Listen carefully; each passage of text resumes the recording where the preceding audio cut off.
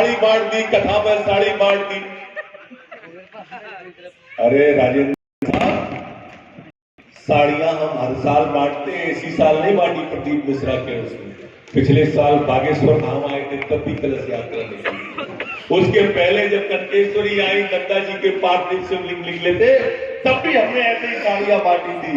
लेकिन तुमको तो चुनाव दिखता है। अब तुमको साड़ियां दिख गई, 12 साल से नहीं दिखी, क्योंकि कौए की नजर तो हाड़ पे होती। कह रहे भंडारे कर रहे,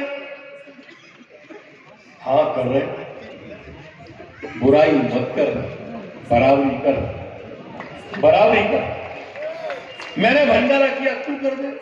अरे 35 साल विधायक रहा, एक आध बार सत्यनारायण की कथा करके पंजीरी बांट देता।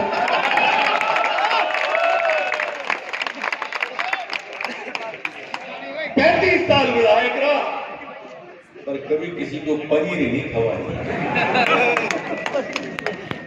लेकिन हम खवा रहे हैं तो तकलीफ हो रही है।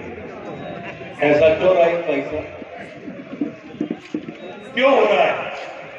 ये हार की बौखलाहट, ये जो आरोप लगा रहे हैं ना प्रशासन पर, ये जो भ्रम फैला रहे हैं शराब का, ये जो भ्रम फैला रहे हैं साड़ियों का, मेरे दोस्तों ये 2 ही 3 भ्रम नहीं है।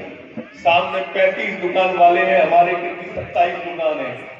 बोले ये भी टूटेंगी, महाकाल लोक बनेगा तो राजगढ़ चौराहे की टूटेंगी।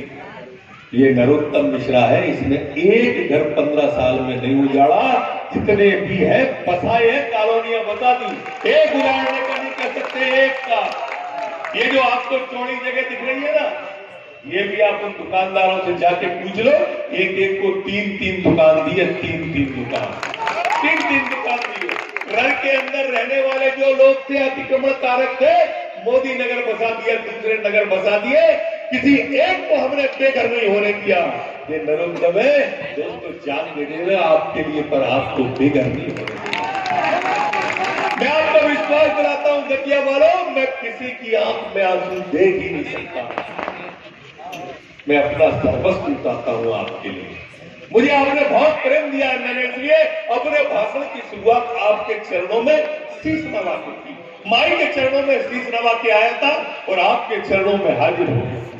मैं पूरे कुटुंब के साथ रहता हूं आपकी सेवा में। आप सब साथियों, कोरोना में जब बाप बेटे से मिलने नहीं जाता था, बेटा बाप से मिलने अस्पताल में नहीं जाता था, हम बाप और बेटे आईसीयू में आपके लिए खड़े रहते थे दतिया वाले। क्या बात है। आप सब साथियों, जब बाढ़ आई थी और कोटला में लोग फंस गए थे,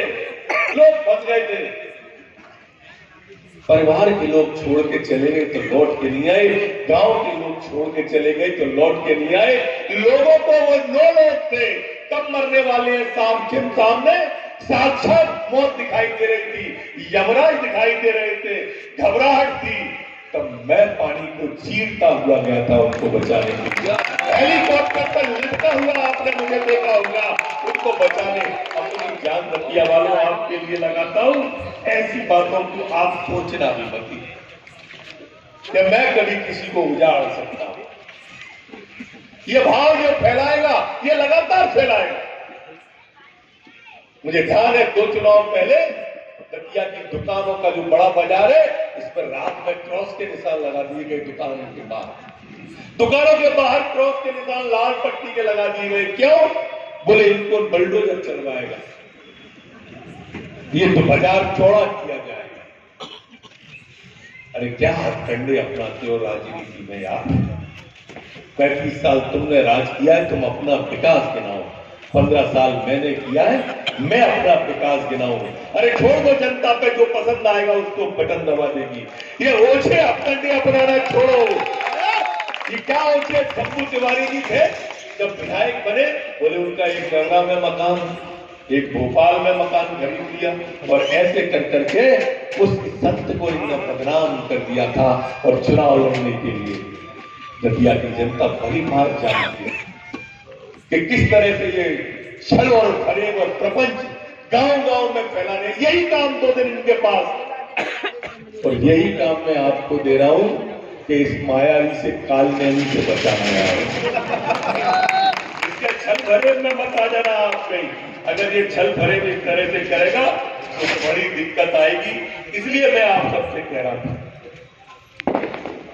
आपको चिंता करनी है अपने नरोत्तम की। जो बाहर से आ रहे हैं ना, ये फिर नहीं आएंगे। ये चेतुए जो चैत काटने के लिए आ रहे हैं, वोटों की फसल काटने आ रहे हैं, ये आपदा और विपदा की घड़ी में नहीं आएंगे। आपने कभी कमलनाथ को, दिग्विजय सिंह को, राहुल गांधी को कबीरोड़ा के काल में किसी अस्पताल में देखा था?